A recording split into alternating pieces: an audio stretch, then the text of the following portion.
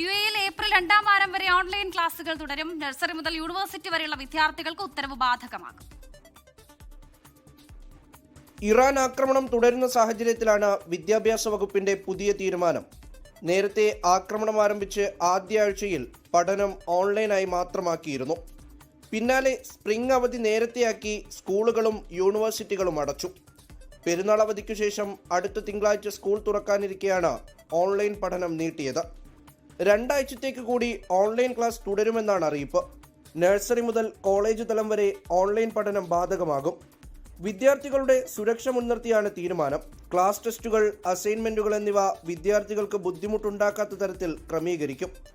Online ക്ലാസുകൾ കൂടുതൽ ഫലപ്രദമാക്കാനുള്ള മുന്നൊരുക്കങ്ങൾ നടത്താനും സ്കൂളുകൾക്ക് നിർദ്ദേശം നൽകി.